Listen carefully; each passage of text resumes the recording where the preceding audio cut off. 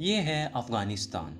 अफगानिस्तान जो कि पूरी दुनिया को जल्द ही हैरान करने वाला है। किसी ने सोचा भी नहीं था कि वर्षों से गरीब, भूख और वॉर में घिरा हुआ अफगानिस्तान ऐसा कुछ अचीव कर सकता है। अफगानिस्तान दुनिया की सबसे बड़ी आर्टिफिशियल नहर बना रहा है जो अफगानिस्तान की तकदीर बदल देगी। 285 किलोमीटर लंबी और 500 फीट चौड़ी इस नहर का नाम है कोस्टेपा कनाल। इस नहर को बनाने के लिए अफगान गवर्नमेंट ने किसी से कोई भी सहायता नहीं ली, चाहे वो इंजीनियर हो या कोई भी इक्विपमेंट। और आज जब ये आप वीडियो देख रहे हैं तो करीब 100 किलोमीटर तक इस नहर की खुदाई भी हो चुकी है। लेकिन अफगानिस्तान को आखिर इतनी लंबी नहर बनाने की क्या जरूरत पड़ी और एक्सपर्ट्स ये क्यों कह रहे हैं ये प्रोजेक्ट अफगानिस्तान को इकोनॉमिकली ट्रांसफर कर देगा। तो आइए जानते हैं अफगानिस्तान के इस नहर के बारे में।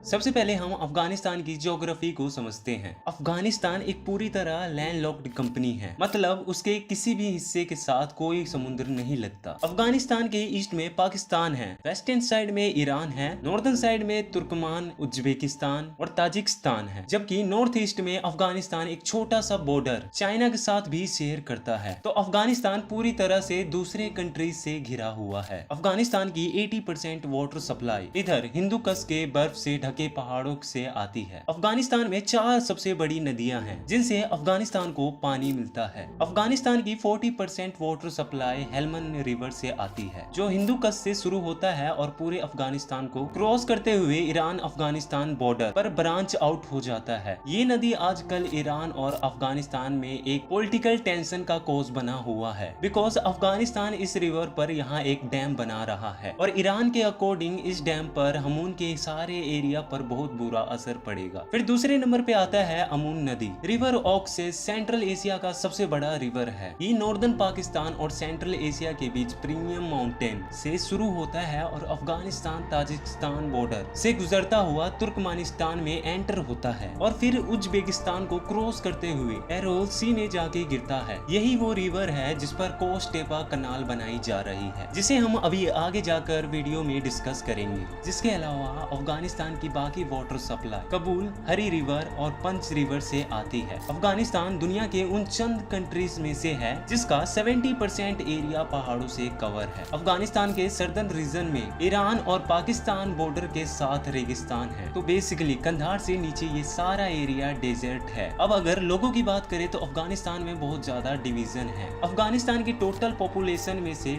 42% पश्तून है और 27% ताजिक है, 9% हजारा और 9% उज़्बेक है और फिर बाकी अहमक, तुर्कमान और बलोच वगैरह है। अगर हम हिस्टोरिकली देखें तो अफगानिस्तान सेंट्रल और साउथ एशिया का सबसे बड़ा इंपोर्टेंट कंट्री है, बिकॉज यहीं से गजनबी, तारी, सूरी, अब्दाली और खिलजीज सब कॉन्टिनेंट में आए। अब अगर वापस अफगानिस्तान के वाटर सिस्टम पर आए तो ये सारी नदियां अफगानिस्तान के वाटर रिक्वायरमेंट पूरी करने के लिए न काफी है और इसलिए अफगानिस्तान हमेशा से बहुत संख्यात में वाटर क्राइसिस का शिकार रहा है। लेकिन अमेरिका और अफगान वॉर के बाद तो इसमें बहुत ज्यादा शिद्दत आ चुकी है। असल में अफगानिस्तान के इस सारे नॉर्दर्न रीजन में पानी की बहुत कमी रही है और इसी कमी को दूर करने के लिए अफगान गवर्नमेंट ने ये हल सोचा। ये सोचा कि ऑक्सेस रिवर से एक आर्टिफिशियल नहर बनाई जाए जो 285 किलोमीटर पर सारे नॉर्दर्न एरिया को पानी सप्लाई करेगी। इस कैनल की मदद से करीब 55 लाख एकड़ के इस खुश रेगिस्तान को कैसल ग्रीन खेतों में बदला जाएगा।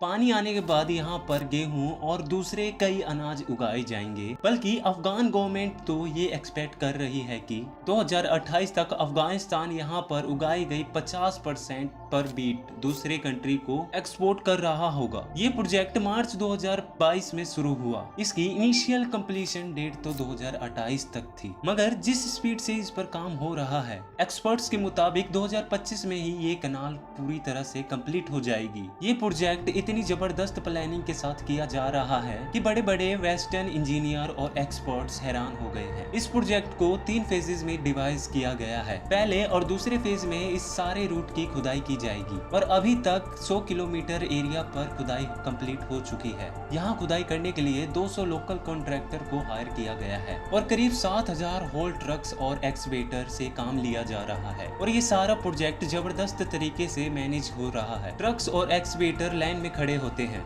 एक्सवेटर मिट्टी उठाकर ट्रक में डालता है। सुपरवाइज करने वाले इंजीनियर जब ओके करता है तो ट्रक मिट्टी लेकर नहर के किनारे डाल देता है। इस तरह नहर की कंक्रीट बाउंड्री बनाने की जरूरत भी नहीं पड़ती और एक नेशनल बाउंड्री बन जाती है। ऐसी बाउंड्री जिस पर कोई एडिशनल खर्चा भी नहीं होता है। इस नहर को कंक्रीट सैंपल से फिल ना करने का सबसे बड़ा फायदा यह हुआ है कि दोनों साइड की जमीन पर इरिगेशन हो सकती है। ऑलरेडी अफगान गवर्नमेंट ने इस नहर के बॉर्डर पर सब्जियां लगाना और पौधे लगाना शुरू कर दिया है। ये खुदाई कंप्लीट होने के बाद यहाँ पर से वाटर पंप्स के जरिए करीब 5 किलोमीटर डिस्टेंस पर सारे खेतों तक पानी पहुँचाया जाएगा। एक और कमाल चीज ये की गई है कि इन खेतों में ट्यूबवेल के ऊपर सोलर पैनल लगाए गए हैं ताकि इन ट्यूबवेल और मोटर को चलाने के लिए बिजली की जरूरत ही ना पड़े। इस प्रोजेक्ट को लेकर काफी मीडिया प्रोपेगेंडा भी किया गया था। जैसे कि कई वेस्टर्न एक्सपर्ट्स ने कहा था, अफगान इंजीनियर इतने कॉम्पिटेंट नहीं कि इस प्रोजेक्ट को एग्जीक्यूट कर सके। इसी तरह ऐसी रिपोर्ट भी आई कि कॉन्ट्रैक्टर को टाइम पर पैसे नहीं दिए जा रहे, मगर हकीकत इससे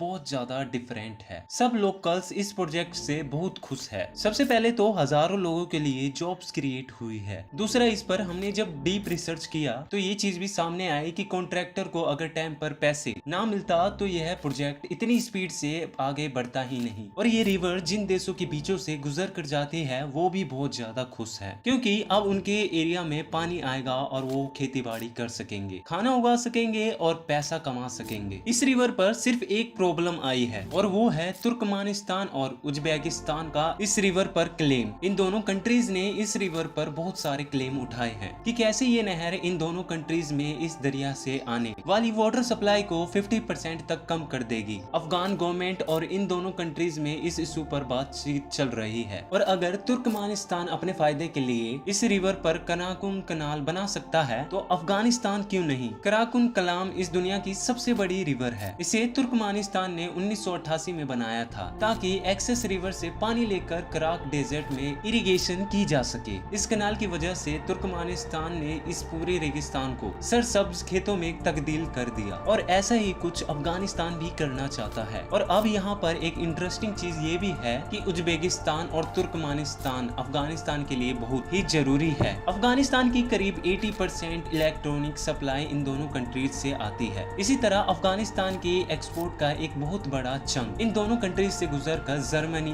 नेदरलैंड, बेल्जियम और ऑस्ट्रेलिया जाता है। तो ये दोनों कंट्रीज इस तरह के बदले अफगानिस्तान से कई और चीज पर नेगोशिएट करेंगे। पॉलिटिकली ये इशू जैसे भी रिजॉल्व हो, इकोनॉमिकली अफगानिस्तान के लिए ये प्रोजेक्ट बहुत ही फायदे लाने वाले हैं। अफगानिस्तान को अनाज के लिए किसी दूसरे कंट्री के आगे हाथ नहीं फैलाना पड़ेगा। चंद सालों में अफगानिस्तान में भूख का खात्मा हो सकता है और अफगानिस्तान अनाज उगाने में एक सेल्फ सफिशिएंट कंट्री बन जाएगा। और जो कंट्री पिछले 40 साल से जंग की आग में जल रहा हो उसके लिए इससे बड़ी चीज और क्या हो सकती है। जो कुछ पिछले 40 सालों से अफगान लोगों ने बर्दाश्त किया है अब वो फाइनली डिजर्व करते हैं कि उन्हें भी थोड़ा सुख मिले। आपसे रिक्वेस्ट है इस चैनल को सब्सक्राइब जरूर करें ताकि हमारे आने वाली वीडियो आप तक सबसे पहले पहुंचे। और मिलते हैं एक और नए टॉपिक पर, तब तक के लिए स्टे सेफ।